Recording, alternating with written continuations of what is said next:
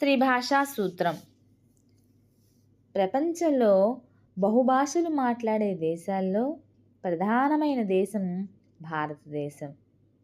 భారతదేశం వంటి బహుభాషా దేశంలో ఏ ఏ భాషలు నేర్చుకోవాలి, ఏది జాతీయ భాషగా ఉండాలి అన్న అంశాల ఆధారంగా రూపొందించినటువంటి సూత్రమే ఈ త్రిభాషా సూత్రం. 1956లో త్రిభాషా సూత్రాన్ని రూపొందించిన కేంద్రీయ విద్యా విషయక సలహా సంఘం CABE. స్వాతంత్రం తర్వాత ఆంధ్ర పునర్వ్యవస్థీకరణ ఏ ప్రాతిపదిక ఆధారంగా జరిగింది? భాషా ప్రాతిపదిక ఆధారంగా రాష్ట్ర పునర్వ్యవస్థీకరణ స్వాతంత్రం తర్వాత జరిగిందనమాట. బ్రిటిష్ పాలకులు ఇంగ్లీష్ను అధికార భాషగా స్థిరపరిచారు.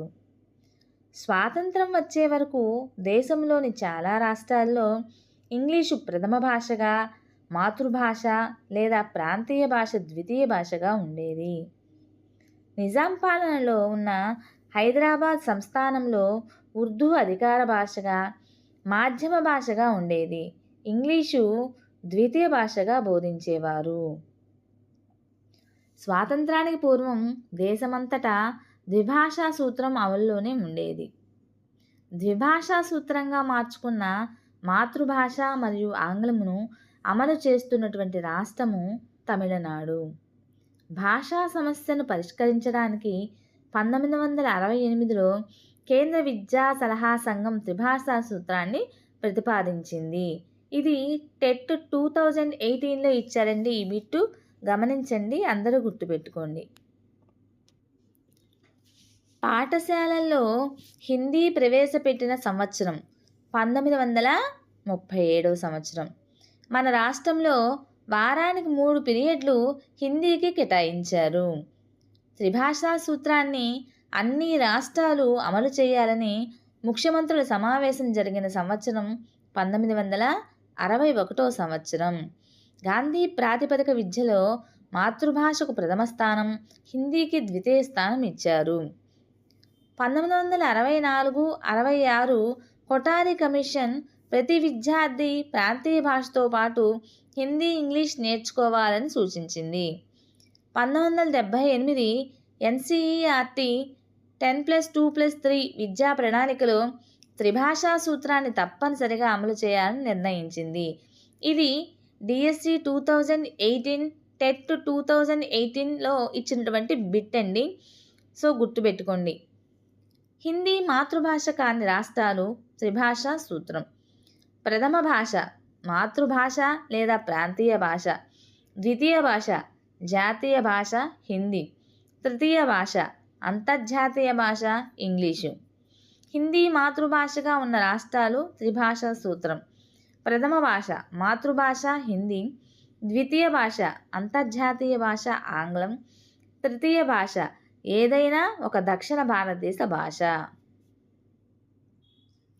త్రిభాషా సూత్రం ప్రాధాన్యత. మాతృభాష లేదా ప్రాంతీయ భాషను ప్రథమ భాషగా నిర్ణయించడం వల్ల దేశంలోని బహుభాషిత్వానికి గుర్తింపు, గౌరవం కలుగుతున్నాయి. అల్పసంఖ్యాక వర్గాల భాషలకు సమాజంలో సముచిత స్థానం లభిస్తుంది. త్రిభాషా సూత్రంలో ఇంగ్లీషుకు తగిన స్థానం కల్పించడం వల్ల విజ్ఞాన, సాంకేతిక రంగాల అభివృద్ధికి, అంతర్జాతీయ అవగాహనకు, ప్రపంచీకరణకు తోడ్పడుతుంది. ఇక త్రిభాషా సూత్రం అమలు. చాలా రాష్ట్రాల్లో త్రిభాషా సూత్రం ద్విభాషా సూత్రంగా పరిణమించింది. ఉత్తరాది రాష్ట్రాల్లో దక్షిణ భారతీయ భాషా స్థానంలో సంస్కృతం ఉపయోగించుకుంటున్నారు. తమిళనాడు వంటి రాష్ట్రాలు ద్విభాషా సూత్రంగా మార్చుకున్నాయి, మాతృభాష మరియు ఇంగ్లీషు. నెక్స్ట్ త్రిభాషా సూత్రం NCF 2005, NCE 2011 చేసినటువంటి సూచనలు. త్రిభాషా సూత్రాన్ని పటిష్టంగా అమలు చేయాలి. శిశువుల మాతృభాషలను అవి గిరిజన భాషలపై బోధనా మాధ్యమంగా ఉపయోగించాలి. శిశువులలో బహుభాషా నైపుణ్యాన్ని ప్రోత్సహించాలి. ప్రాథమిక స్థాయిలో పఠనానికి అధిక ప్రాముఖ్యతను ఇవ్వాలి. సో టీచర్స్, మీకు కనుక ఈ వీడియో నచ్చినట్లయితే ప్లీజ్ లైక్ చేయండి, షేర్ చేయండి, సబ్స్క్రైబ్ చేయండి. అలానే సపోర్ట్ కూడా చేయండి టీచర్స్. మీరు ఇచ్చేటువంటి సపోర్టు మాకు కొంచెం ధైర్యం ఇస్తుంది. అదేవిధంగా మంచి వీడియోలు చేయడానికి పునాదులు కనిపించిన వాళ్ళు అవుతారు. సో టీచర్స్, మమ్మల్ని ప్రోత్సహించండి. వీడియోస్ని మీకు నచ్చితేనే లైక్ చేయండి. అలానే మీకు ఎలాంటి వీడియోస్ కావాలి అన్నది మీ కామెంట్ బాక్స్లో కామెంట్ చేయండి. మీ సువర్ణ టీచర్.